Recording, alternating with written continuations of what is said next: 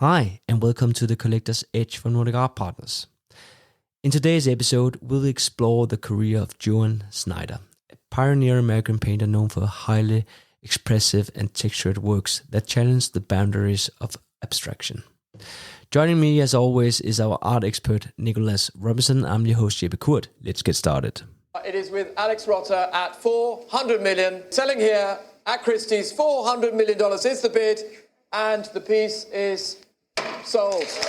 We've all heard about it. Sometimes it's front page news. Important works of art are being sold for incredible sums of money. But can you get involved and become a part of the exclusive club yourself? And how do you get started while avoiding buying the wrong things? That's exactly what this podcast is about. This is The Collector's Edge from Nordic Art Partners, a podcast for those of you interested in the mechanics of the art industry, want advice about putting money into art, or simply want to buy something for your walls to beautify your surroundings. Whatever your objectives, it is possible to put money into art wisely, to be considered, thoughtful, and well-informed in your choices and actions. Welcome to the art of collecting, with an eye for curated beauty and practical value. Hi, Nick. Hi, Jeppe. How are you doing? Very well, thank you. How are you today? I'm good. So today, Joan Snyder. Joan Snyder, yes. And as usual, let's begin from her early start. Can you tell us a little bit about her background and her early years? Yes, I mean, let's just give a quick summary, maybe, of what she's known for, what her reputation is founded upon. She is a painter who came to prominence at the beginning of the 1970s, known for very heavily process-driven abstract canvases, focusing mostly on the sort of narrative, emotional potential of abstraction, with particular emphasis on what she describes, or what she calls, female sensibility. So she's considered a feminist artist and a key protagonist of the women's art movement that developed and gained momentum at the beginning of the 1970s. Yes, sorry, of course, we need to start with who she is. But now, can you take us back to her early days? Of course. She was born in 1940 in Highland Park, New Jersey. So that makes her 84 going on 85, I guess. She is of German and Russian Jewish extraction. That's her ethnic heritage, and part of the family and community that she grew up in. She describes her childhood not enormously fond terms. She says that she was racked by anxiety. She describes her parents. She describes her parents in many ways, but she characterizes her father as a nice man, or a warm man, but largely absent, not by neglect, but really just due to the traditional gender roles, in that he was out working. He was a toy salesman. She's much more descriptive about her relationship with her mother. Her mother's father died when she was 13, and she was somewhat mature and took on a lot of responsibility towards her siblings. So this resulted in her mother, as Joan describes her, as being rather unhappy, embittered, and this is something that she kind of took out on the children. She describes herself as having a really hard time with her mother. During their childhood, which she would say was working class or lower middle class, perhaps, they had no exposure to museums. She had no exposure to art as a child, and she considers her childhood to have been culturally deprived. Those are her words. So her recourse to culture, to erudition, was through books, primarily biographies, as she recalls. She enjoyed the idea of painting as a child. She experimented with it. She set up a makeshift studio in the cellar of their house, and she remembers copying magazine covers and even a specific recollection of copying a Maurice Utrillo painting. Utrillo was a painter of the School of Paris, one of the few artists actually in Montmartre in the early 20th century that was actually from there, and he specialized in painting these sort of impressionist, post-impressionist street scenes. But she didn't pick up the hobby or the bug for painting again until she was a senior in college. And when she went to study, she initially began her bachelor's degree in sociology as a preparation for a career, as she understood it at that time, for a job in social work. But she did do an elective course in painting, and she, to this day, considers this painting and the reaction to this painting, which must have been done in maybe 1962, 63. It was a painting that she'd made of her brother and sister-in-law. And this looked very much like an early 20th century expressionist painting. There was a sort of a post-cubist feel to the work. The male figure had a pipe. The female figure next to the male was, it very much bore the hallmarks of this kind of style. And she showed it to the teacher, who immediately asked her, "Oh, what do you think of Jawlensky?"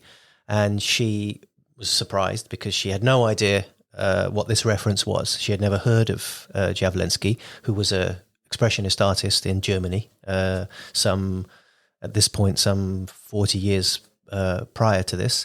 This teacher showed her a book of Jawlensky and various other Germanist expressionist artists, and this was a real seminal moment for her, a light bulb eureka moment, which really made her realize that this was something that was tremendously vocationally important to her, that it was something that she really wanted to have brought out of herself. The Jawlensky works in particular resonated with her hugely because she recognized the application of paint, the particular choice of colors, quite vibrant colors, in fact. It really meant a lot to her, also very specifically because of her family's ethnic heritage as well.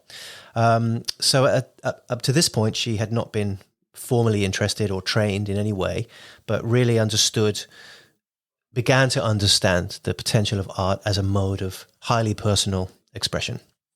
And then in the master's degree that she took, she went to study at Rutgers, which is a university in New Jersey, and she actually did some studying under the minimalist sculptor Robert Morris, who at this time was making these very sort of hard-edged grey boxes, essentially.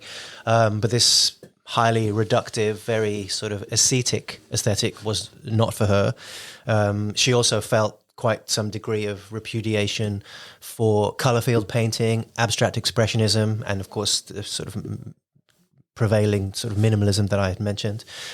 She considered all of them somewhat male-dominated disciplines that, had come to define cultural production, but she really wanted to make painting a very personal vehicle for her own expressions.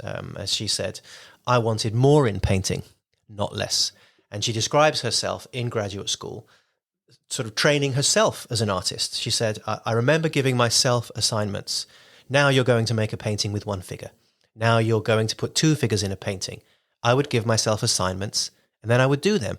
Now you're going to forget all about the figure stuff and just think about colour. Now you're going to worry about the drawing. So this is what I did. This wasn't coming from any teacher. I was just educating myself, since most of my colleagues or fellow students had been to art school.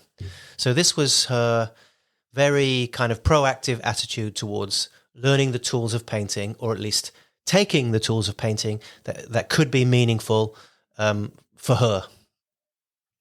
Thank you, Nick. You explained a little bit where she come from, but could you try to explain a little bit more about the paintings, how they look like, what she's known for? Yes, of course. I mean, as any artist experiences, they try lots of things. They kind of learn as they go. They evolve and develop.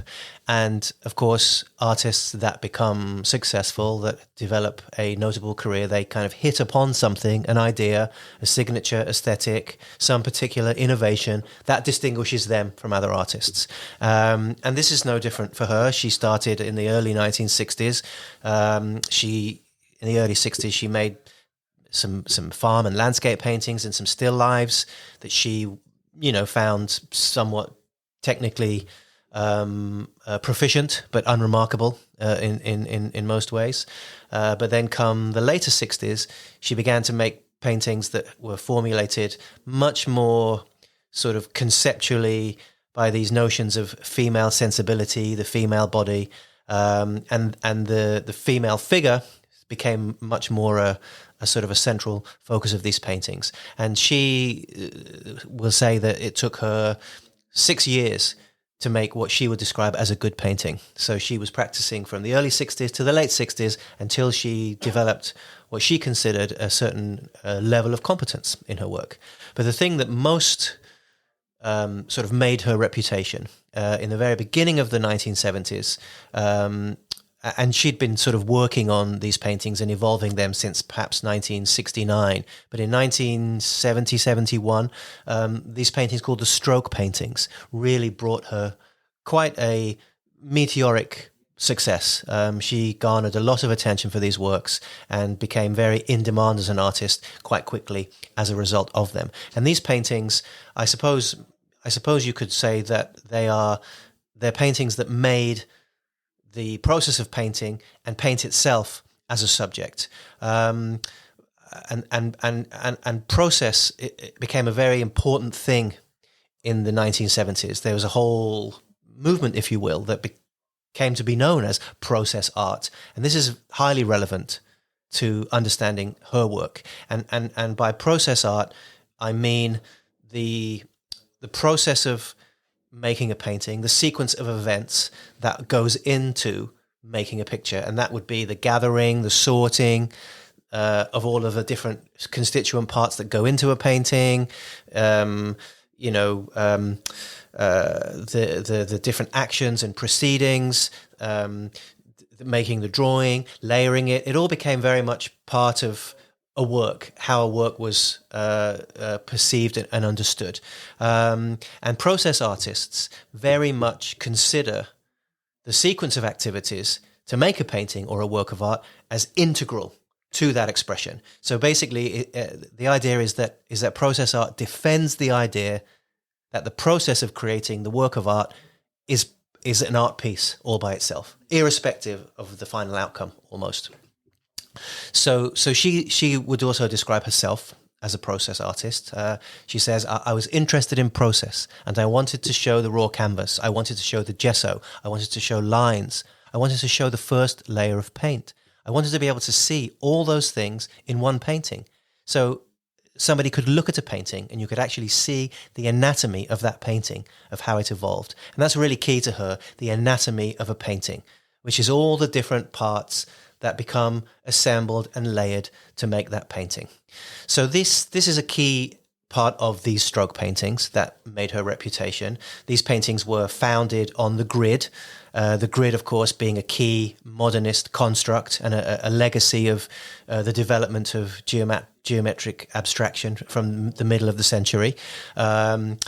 These stroke paintings became part of her interpretation of abstraction. Of course, not being especially partial to colour field painting or abstract expressionist paintings, her paintings evolved so that she could abandon those kinds of structures for making a painting. So these paintings, they have a semblance of a sort of a grid, a layout, a skeleton framework for the painting that is set onto the canvas surface. And then there are these bright bars of colour arranged in somewhat ordered sequences on the surface. And when you look at these brushstrokes and you see the sort of attention that is in these individual strokes, you can see that they kind of relate to some of her interest in some of the other artists that influenced her. She was interested in the work of Van Gogh, particularly by his palette and his brushstrokes, and she has spoken of even consciously trying to break down his work and then sort of recreate it in her own way. Also, the work of Cézanne for the same reasons. She will reference Pollock. Pollock, not in a formal sense, but in a sense that he kind of set an example as to what it was to free oneself of all the preceding rules or conventions of making a painting. Hans Hofmann, who was a European émigré in the US in the 1940s, he was a very important art teacher and a sort of a key conduit for the sort of switch from kind of European modernism to New York becoming the center of modernism at this time. So she was taking all of these influences, and she was very deliberately trying to invent her own language. It was an abstract language for herself, which became a vocabulary of color, of line, of the shape of these brushstrokes, and then of the sort of impasto and various encrustations, various binding materials or aggregates that she put into the paint in order to make these kind of accumulated textures on the surface. So that, of course, describes a bit what they look like. So when she developed these paintings, she had many sketchbooks. She's always been a very avid sketcher, keeping these little notebooks where she makes drawings, where she annotates these drawings as further thoughts come to her, notes about other things she can add to the painting, notes about the color, the specific meanings of color, and she would describe her drawings as being really the foundation of her practice. She will make lots of drawings, and then she will kind of revisit them, and as the drawings have developed and her comfort with these drawings has also developed, when she feels that she fully understands what the drawing is and what it can be, then she's ready to maybe make a painting from that. And this could be, this could take a year until she actually makes a painting that is extrapolated from these sketchbooks. Okay, so it seems to me that her work cannot be read properly unless we understand the conceptual info, and her views on feminism and female sensibility are taken into account. Would you say that? I mean, it's a key part of her work, and it's a key part of how she understands her work, and it's a key part of how she describes her work and how her word is read. Her work is read. In the early 1970s, there was a big sort of development in a sort of a women's art movement. I mean, there are quite a lot of other important feminist artists of the period: Judy Chicago, Linda Benglis, Pat Steer, Louise Fishman, Harriet Corman. There's many, all of whom have achieved quite significant reputations. Even artists that like Anna Mendieta, whose works incorporate, the body and sort of ideas of the body related to the earth in certain ways. So there's lots of strands of this type of thinking that became prevalent at this time. And as she developed, her works became more and more explicitly referential to what she described as the female sensibility. So after she had made the stroke paintings, the later part of the 70s experienced a much more complex development of symbols, of the written word, of language incorporated into the paintings. And all of these elements were part of her idea of expressing feminism, of female sensibility. And a lot of the materials also had specific connotations that would contribute to this sense. And this materiality actually is key. We've obviously talked about about what they look like and a bit about how they're made, the relationship to process, the use of drawing, the grid, the way she builds them up. But what's also important is what they're actually made of. And many of the materials that she would utilize are materials that she considered also had specific feminist connotations.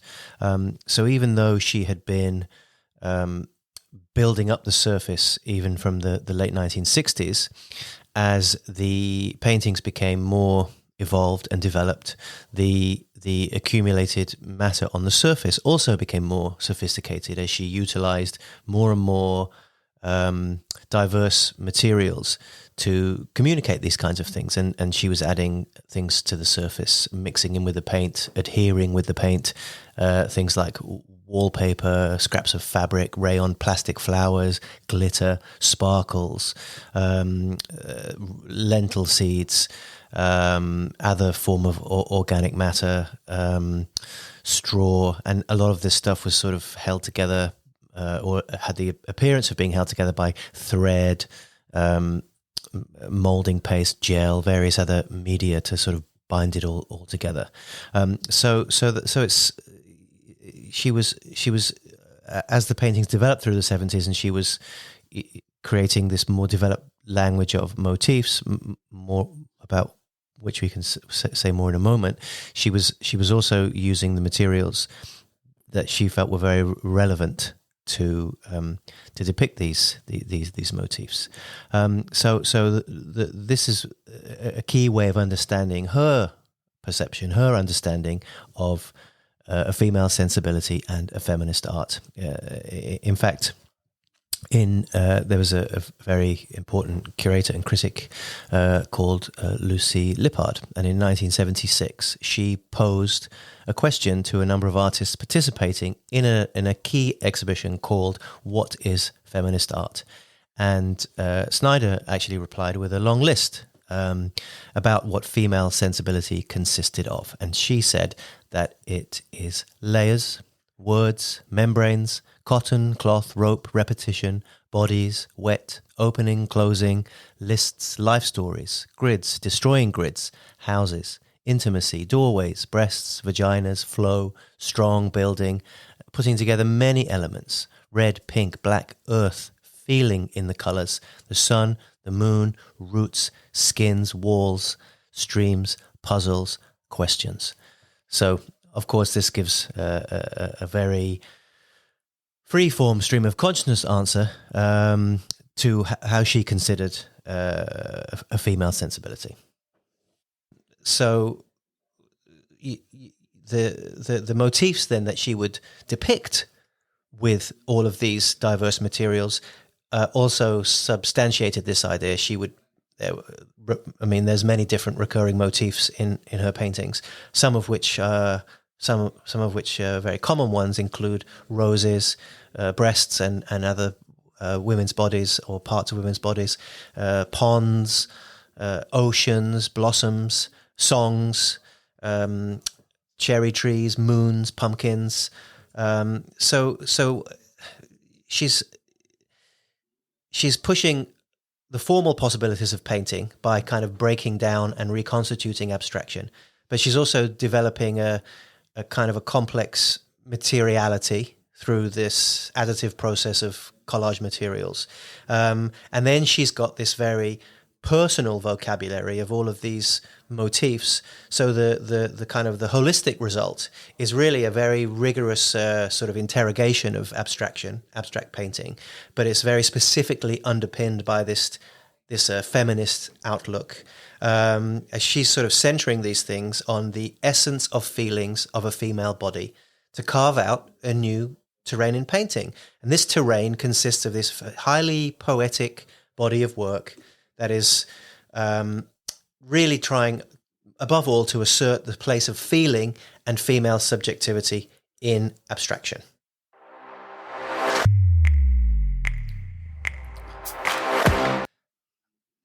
Okay, Nick, thank you. Let's talk a little bit about her market.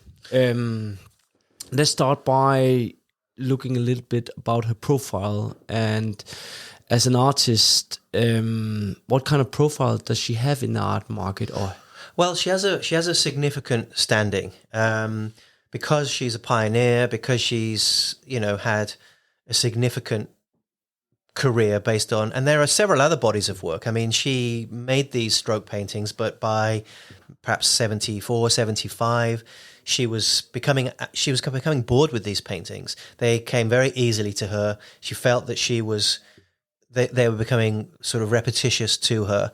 They were like, each painting was like a sort of improvised jazz tune, and she wanted something that would take her focus.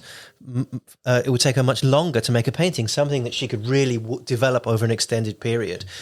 So she made a group of paintings that consisted of square blocks of color for the most part, whereby the colored squares were sort of filling in the grid.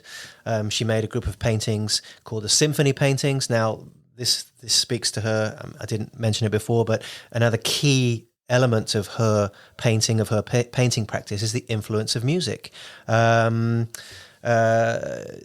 These symphony paintings, of course, somewhat self-explicably assert this fundamental influence of music. She's constantly playing music. It could be Mahler or Bach or Philip Glass. It's funny, when she was living in one of her apartments in New York in the early 1970s.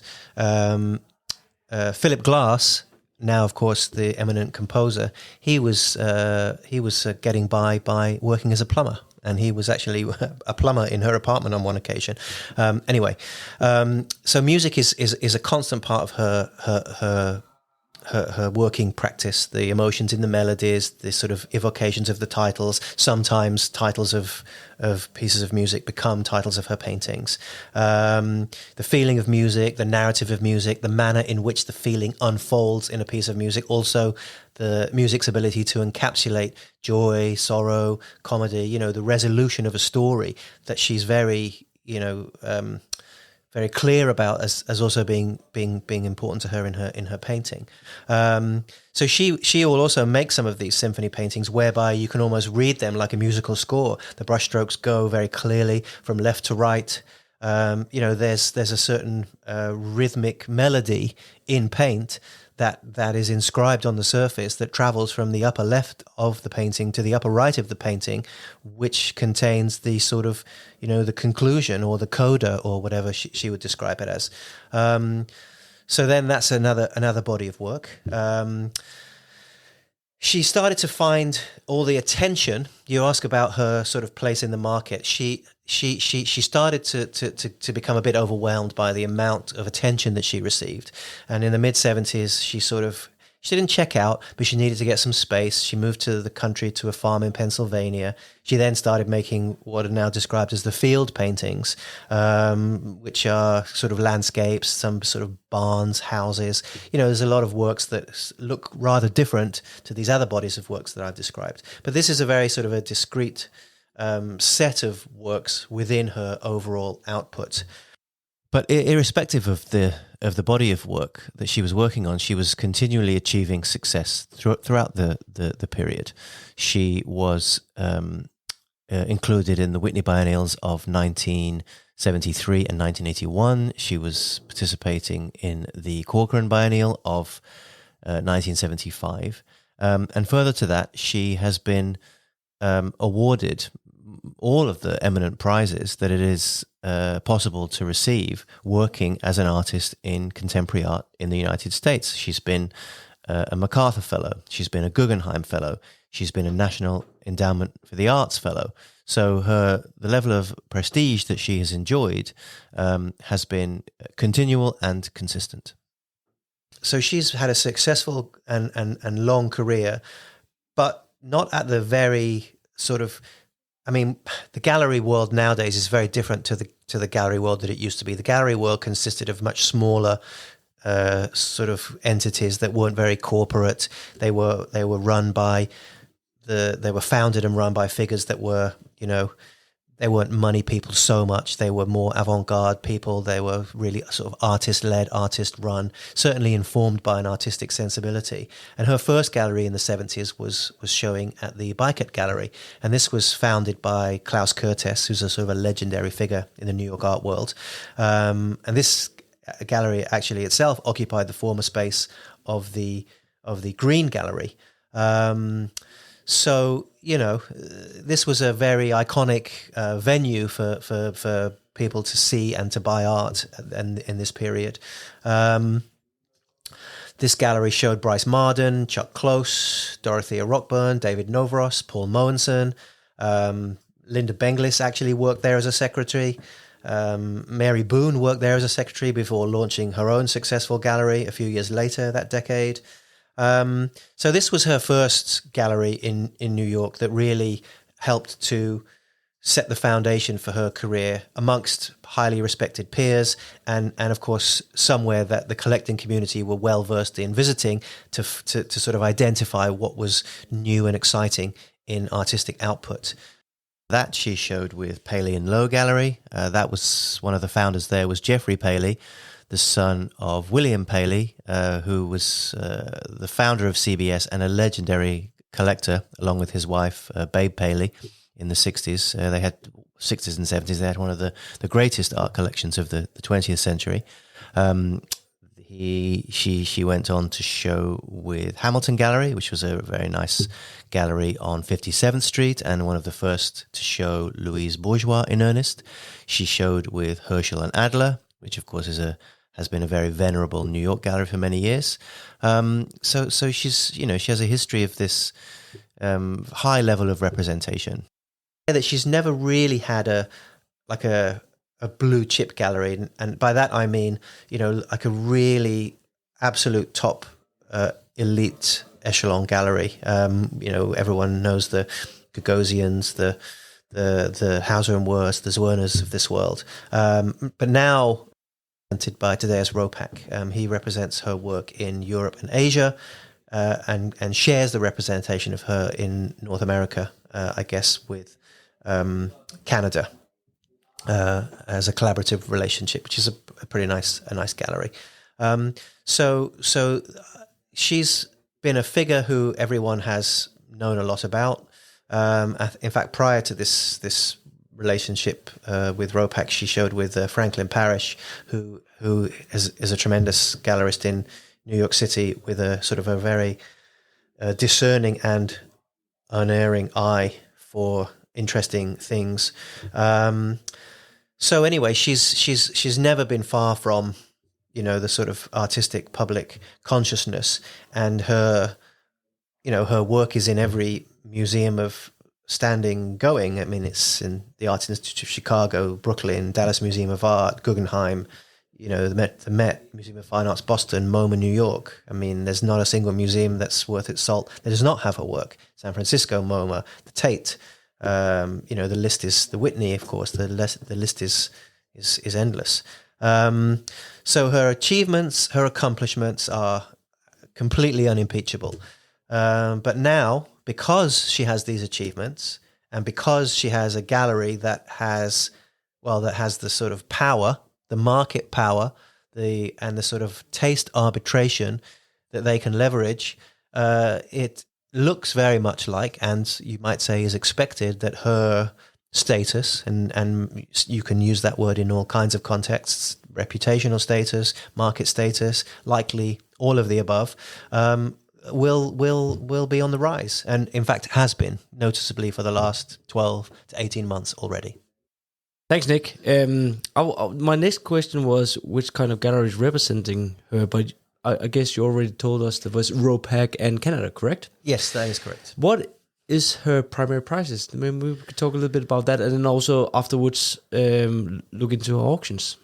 Her large paintings, and by that I mean 2.5, 3 meters, 10, 12 feet across, are, I believe, and this has been subject to some change in the recent past, around $250,000. But it's not very long ago that you could get the same thing for $140,000, $150,000. And it used to be that you could buy a more modest-sized painting, let's say a meter 20, whatever, for $60,000, $70,000, maybe $80,000. Now the same thing is more like $140,000, $50,000. So they've gone up a lot in the recent past in terms of the primary market prices that galleries are saying this is what this should cost. Now it would cost a lot more to buy a sort of a seminal, iconic stroke painting from the early 1970s. But I don't know of any such works that would be available. Many of them are in institutions. So that's the sort of range for her prices. I mean, there are some works on paper. There are some sort of prints that she makes. She's a very prolific printmaker, some of which are quite unique with sort of accretions of pulped paper and so on, very much, again, linked to this sort of materiality. So there's a few different access points, but that's the basic price structure for her primary market. Okay, could you maybe explain a little bit how such a radical change can, in such a short time, in her prices? Well, I think it's a few things. I mean, the market is always looking for new and interesting things, and when you look at the price habitually, as we do, as many people in the industry do, you understand that, there's a sliding scale, a spectrum of prices that one can find things for. And these days, it used to be that, something sort of entry level was like $4,000 or $5,000 and something expensive was $100,000. Now an entry level thing is more like $25,000 and something, getting there is like $800,000. Anyway, what happens is that the industry generally is always looking for new things. And it's looking for new things in two ways. It's looking for emerging things that are exciting and new and original, things that are developments in art that people have not seen before. And it's also looking to promote and rediscover interesting, iconic, seminal things that are underappreciated. And when you look at major paintings by an artist with the credentials that Joan Snyder has, then it's not too much of a stretch to say, $100,000 for this, $120,000 for this is not a lot of money. Now, of course, it is a lot of money, but relative to what you could buy with that money elsewhere in the market, you can see quite easily that it's well priced, it's competitive, it's affordable, it has, a compelling narrative in terms of its contribution to art history. It has, unbelievable quality. It has all kinds of innovative, radical components. They're beautiful. They're sumptuous paintings. I mean, they're not to everyone's taste, but they're important milestones. They're important documents. And so, of course, when people understand this, and it's not difficult to understand in the case of Joan Snyder, then, of course, people also understand there's an opportunity there as well. Thanks, Nick. Her auction record was set in November 2023 at $498,000. It was a large-scale work. I think it was 153 by 293 centimeters, right? Yeah. What is your take on that? I think it's indicative of everything that we've been describing. Painting, had it been sold perhaps 18 months prior to that privately, and not with the big sort of fanfare of auction, but just within the sort of normal gallery ecosystem, it perhaps would have sold for $180,000, $200,000. You can, rewind back a little bit further, 3-5 years prior to that, and perhaps it was maybe $150,000 painting. It's an important historic painting by an important artist, but that was the price point because it was in a sort of a certain stasis in the market rather than achieving the attention that this auction and other things that were happening were bringing. Now, obviously, that's a pretty healthy sum of money. It's quite a lot of money, but in the context of important artists of that generation who achieved important things, it could be argued that it is not a large sum of money. As an example, the record price for a work by Linda Benglis is $1 million.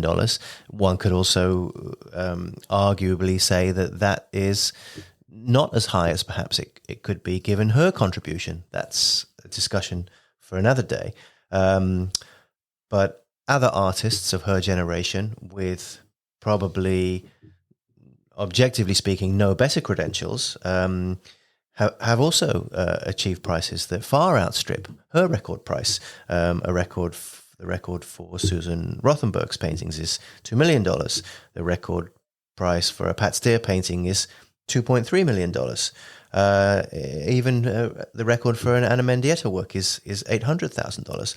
So you can see that Joan Snyder's record price, whilst it constitutes a lot of money, is perhaps not a lot of money when viewed through the lens of all the other things that one could buy by other artists that are comparable.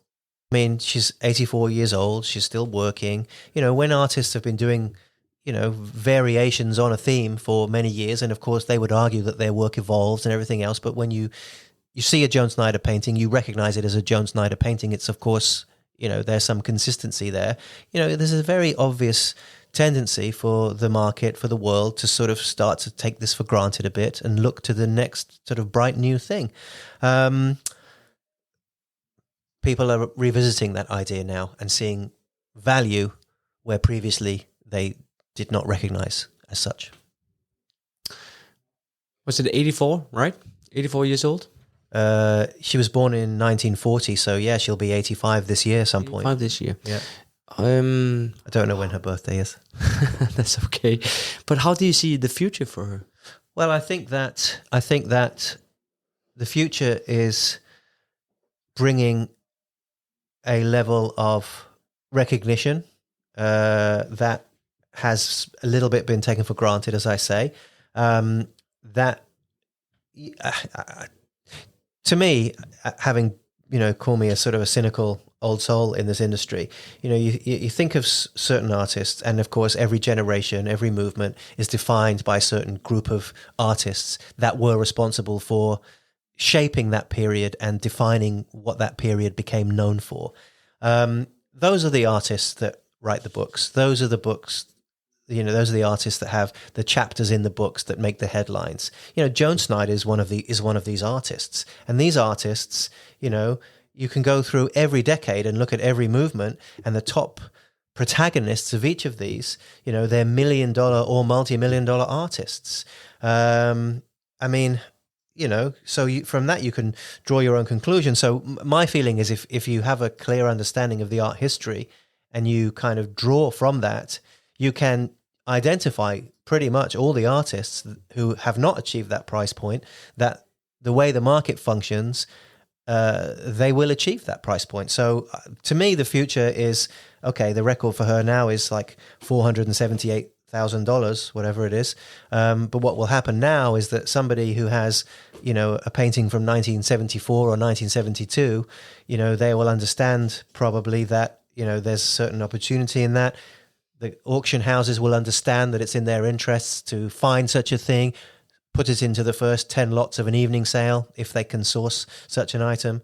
And, you know, instead of making $478,000, it will make, you know, $1.2 million and then, or whatever. And then you'll have this sort of filter down effect for all the different periods of her work, all the different types of her work. And there'll become a hierarchy within that is, you know, has different prices attached to it. So that's the future. That is the future. Well, maybe that's the future. That typically is what the future looks like for this kind of situation. Nick, for anybody looking to delve more into her works and career, what would you recommend them to do? There's some great resources. I mean, she's such a sort of a darling of the New York and North American kind of museum and intelligentsia worlds, that there's a lot of really interesting material you can find. You just have to sort of hunt around. There's many lectures. She was a prolific lecturer.